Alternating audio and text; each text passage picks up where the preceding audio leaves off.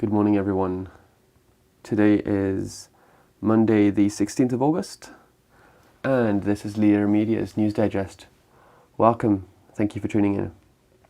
So, for anyone who has been following the news, you probably know that the situation in Afghanistan has evolved further than what we recorded yesterday, and the capital, Kabul, has now fallen to the Taliban, or let's just say transitioned over. And that has left a lot of people kind of wondering what's going to happen next. But according to RT, a spokesperson of the Taliban actually said that the war is over, and they are claiming that foreign forces will not repeat the same mistakes again. And by those mistakes, they mean re-intervening in the country. Now, this somewhat gets mitigated a little bit by the fact that they are also opening talks with the foreign leaders and etc. to basically discuss their new power that they have there. And this all kind of happened rather rapidly when the past president, past president Ghani, left the country quite in a hurry actually yesterday. So I guess we need to wait a while, possibly only a few days, possibly longer, to find out exactly what's going to happen here. But they're preparing to declare an Islamic Emirate or Emirati of Afghanistan. In other words, a fully Islamic controlled country. So in other words, it will be a religiously led country, which is quite unsurprising actually, as that's been their goal for the past 20 years. But it is obviously leading some people to question how things are going to go from there on. Now, the US Embassy in Kabul has actually warned Americans who are currently living there that they should take shelter rather than try to get to the airport, simply because the airport is under fire and there basically is no escape route currently. Now, this kind of leads us to another article that was published on The Independent, where the Taliban admitted to the fact that it's possible that punishments such as amputation, stoning and executions will come back will be present again, and they simply said it's up to the Islamic law.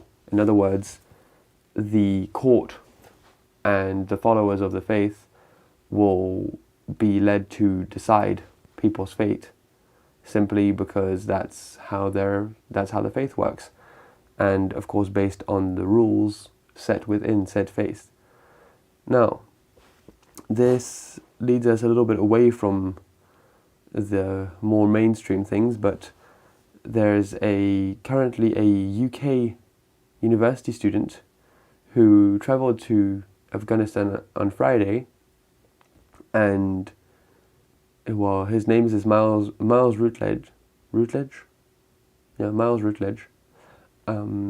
He's on 4chan and becoming quite famous. That they've even dubbed him Lord Miles, because he had bought himself a lordship title. So yes, needless to say. And he's actually, he's been negative and positive about his experience there so far, but he did say that it's falling into anarchy and that the city is quite chaotic. But he's also found out that basically leaving was simply not an option, as in there is just no way for him to leave currently. So we'll see also how that develops further. It's a bit of a complicated situation, that's for sure.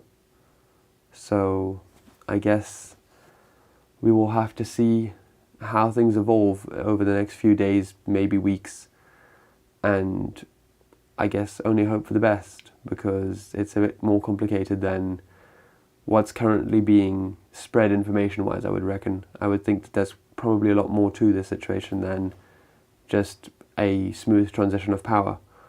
It's probably not that smooth, and it's probably going to require quite a lot of complicated international discussions.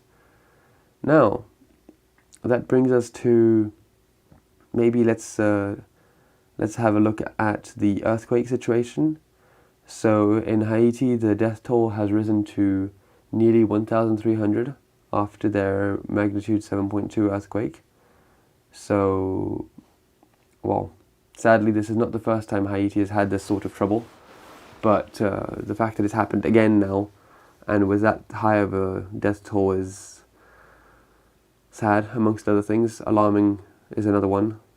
So we'll see how the world responds to that, of course, because sometimes they respond well, sometimes they don't respond at all. In the current COVID situation, maybe the response might be a bit slow. We hope not, but it's sadly possible. Now, this leads us a bit further north to a situation which is going on in the US, actually, which is quite interesting. The Federal Trade Commission has appointed a new head, and a new chair specifically, and this person is, she's an antitrust scholar and law professor, which is leading quite a lot of the major companies such as Facebook and Amazon and a few others to be quite worried about their situation, because of course, should she change policies that are currently benefiting them, then their situation might become a little less comfortable than it's been up until recently, because of course, with that amount of money, they kind of can do whatever they want, and she seems to be on a road to change things, let's put it that way. And if things change faster rather than slower, then some of these world conglomerates may potentially actually be affected rather fast. Now, staying in the US, the US is claiming that they could see up to 200,000 COVID cases a day again, and that the unvaccinated people are currently sitting ducks, to use the expression. In other words, easy targets. And yeah, it's definitely been, we're currently at a new high there. They reckon that they're at a 700% increase since the beginning of July. So that number can still jump up more just over the next few weeks, basically. Now, to leave COVID and all the joys it brings in the background for now, getting over to the UK, there has been a lot more, let's just say, financial crisis after Brexit, and Red Wall, in quotes, this is taken from The Independent, and a few other poorer areas are set to lose over £1 billion of development cash, despite the fact that the government had said that they were going to level up and, help replace jobs and so on and so forth. So the industry is losing substantially because of, honestly, simply because of the situation with Brexit and how that went. So it's quite complicated actually to report on that, simply because the finances behind it, the financial management behind Brexit, is a very difficult topic. So it's quite complex, let's put it that way. And apparently, this is 43 minutes ago on BBC News, the people are fleeing Kabul as the Taliban overrun the city, and apparently all the roads leading out of the capital are overrun with people, and we're talking people on foot mostly are just walking away, trying to get away as fast as they can. So that's one definitely important things. I'm trying to see if there's anything new that's major. A man was stabbed at an LA anti-vaccination protest, and he has just left hospital. So that's interesting.